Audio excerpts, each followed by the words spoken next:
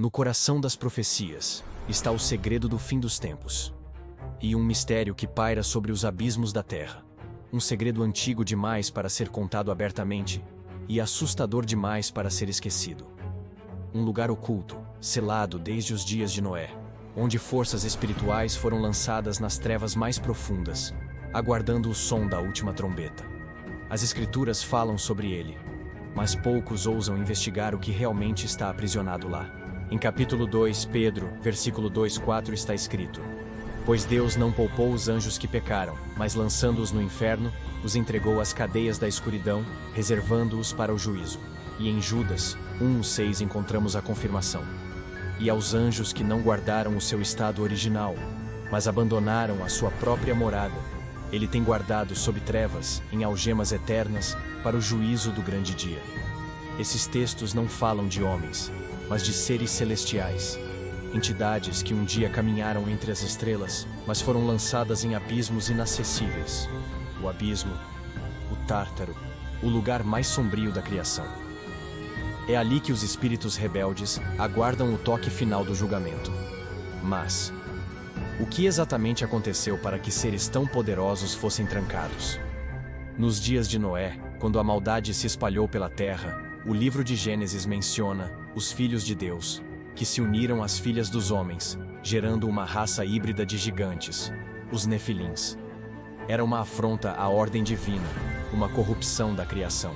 E segundo o livro de Enoque, foram esses anjos caídos, conhecidos como os vigilantes, que ensinaram aos humanos segredos proibidos, magia, armas, encantamentos e o poder de manipular a natureza. O mundo mergulhou em trevas. A terra foi tomada pela violência, e Deus decretou o dilúvio para purificar a criação. Os vigilantes foram então julgados e lançados nas profundezas do abismo, selados até o dia do grande juízo. O que restou deles foram apenas ecos, ecos de uma rebelião esquecida, aprisionados em lugares onde o tempo não existe. Mas a história não termina aí. O Apocalipse fala de um tempo em que o abismo será novamente aberto. Em Apocalipse 9, João escreve que viu uma estrela cair do céu, e que a essa estrela foi dada a chave do poço do abismo. Quando ela o abriu, subiu fumaça como de uma grande fornalha, e da fumaça saíram criaturas semelhantes a gafanhotos, que receberam poder para atormentar os homens. Quem é essa estrela caída? E o que representa essa chave?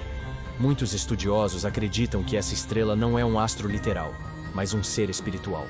Possivelmente o próprio anjo do abismo, chamado Abaddon em hebraico, ou Apollyon em grego, o destruidor. Quando o portal for aberto, o mundo verá novamente a fúria dos espíritos aprisionados. O que um dia foi contido, voltará a se manifestar. A fronteira entre o invisível e o visível será rompida. E o caos espiritual se tornará físico.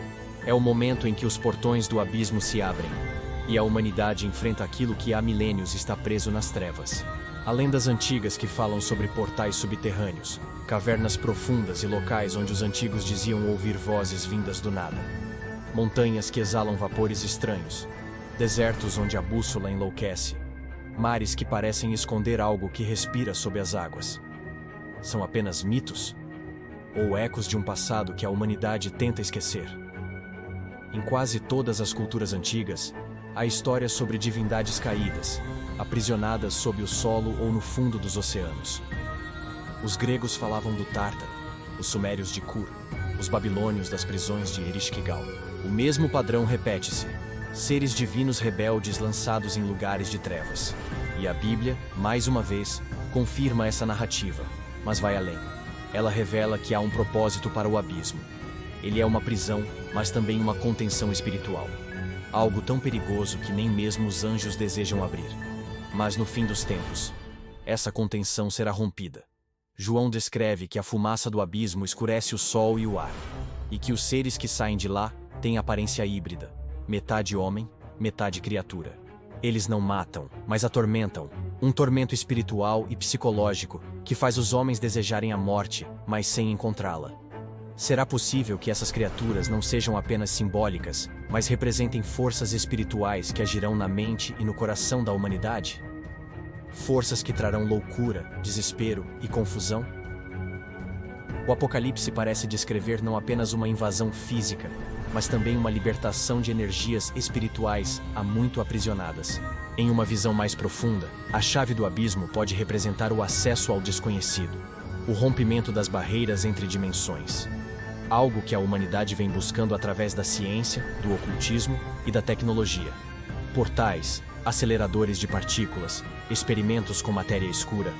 Será que tudo isso é apenas curiosidade científica ou tentativas inconscientes de abrir o que foi trancado por Deus? Se o abismo é real, então também é real o selo que o mantém fechado. E a profecia afirma que esse selo só será quebrado no tempo determinado. Nenhuma força humana pode abrir o que foi selado pelas mãos do Criador. Mas quando o momento chegar, o mundo verá a verdadeira face da rebelião celestial. O profeta Isaías escreveu: Naquele dia, o Senhor castigará o exército dos céus nas alturas, e os reis da terra na terra. Serão amontoados como prisioneiros em uma cova, e encerrados num cárcere, e depois de muitos dias serão punidos. Essa passagem parece ecoar o mesmo destino dos anjos aprisionados, e o mesmo desfecho que ainda aguarda sua libertação. Alguns estudiosos acreditam que o abismo não está em um lugar físico na Terra, mas em uma dimensão paralela, onde o tempo corre de forma diferente. Um espaço espiritual de confinamento, inacessível ao homem comum, mas que será aberto no momento exato do cumprimento das profecias. O livro de Enoque descreve o anjo Uriel, mostrando a Enoque as profundezas onde os vigilantes foram acorrentados.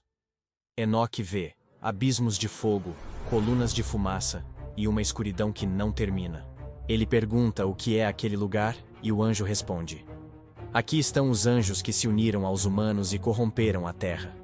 Eles estão presos até o grande dia de julgamento. Essas descrições ecoam em Apocalipse, quando João vê algo semelhante. O abismo se abrindo e fumaça subindo como de uma fornalha. O passado e o futuro se entrelaçam. O início e o fim da rebelião se encontram. Mas há algo mais profundo escondido aqui. A ideia de que o abismo não é apenas um lugar físico, mas também uma condição espiritual. O estado de afastamento completo da luz. Uma prisão que começa na alma. E talvez o verdadeiro abismo que Deus selou também exista dentro do coração humano. Quando o homem se distancia da verdade, quando mergulha na escuridão de sua própria vontade, ele se aproxima do mesmo destino dos anjos rebeldes. O abismo, nesse sentido, é tanto um lugar quanto um reflexo. Hoje, o mundo parece cada vez mais mergulhado em trevas. A moral se dissolve, a verdade é distorcida e o caos espiritual se espalha. Seria esse o prenúncio da abertura do abismo? Seria esse o tempo em que os selos espirituais estão começando a se romper? O que antes estava preso pode estar voltando, lentamente, de forma invisível. E quando o último selo for quebrado, quando a chave do abismo for girada, a terra conhecerá o terror que os antigos temiam e os profetas previram. O abismo não é uma lenda. Ele é a prisão dos espíritos que desafiaram o Criador.